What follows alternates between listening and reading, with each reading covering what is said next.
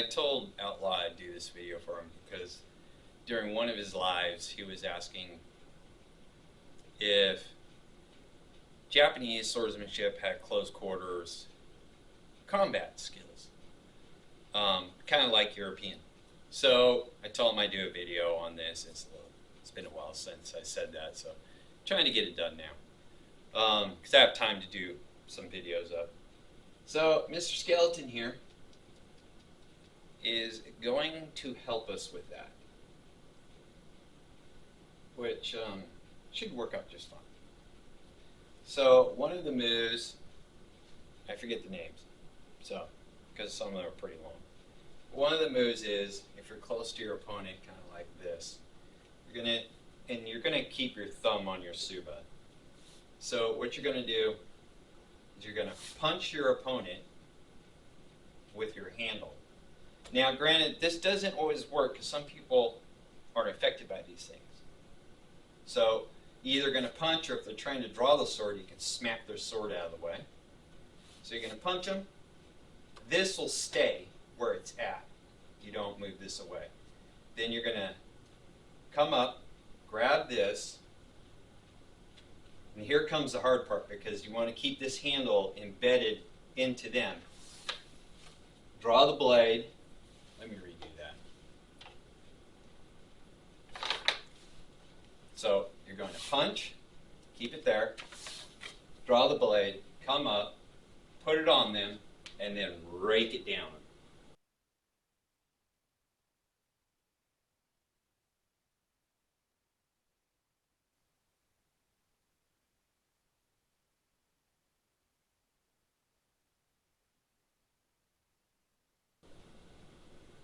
So basically, when you rake it down, you're going right across. But when you get about that point, right about here, you're going to be pulled away from your opponent because theoretically they have their swords there. So that's one of them. So you would punch, take the sword out, put it on them, rake the tip down across their chest. So that's one. The other one is also if you're really close. So you don't really punch your opponent, and you're actually kind of close to them like this. I mean, you're fairly close. You're going to smack their hand away from drawing their sword. Draw your sword up, and you want to hold it close to your body. And then you're going to cut across their chest. Then you're going to come back, hit them in the chin, and then you're going to put the blade on them and rake it down their chest again.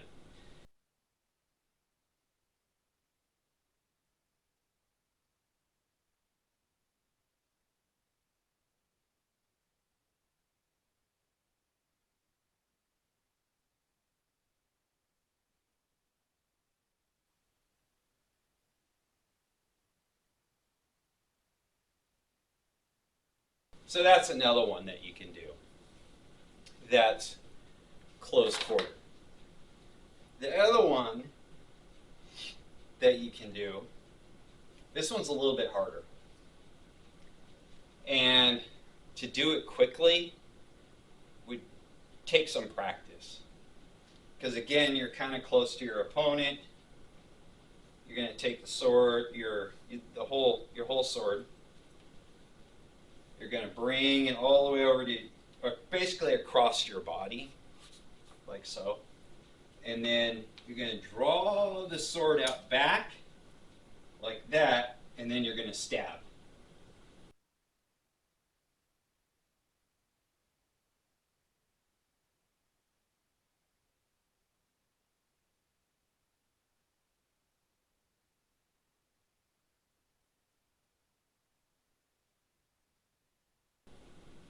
And then you're going to pull the sword out.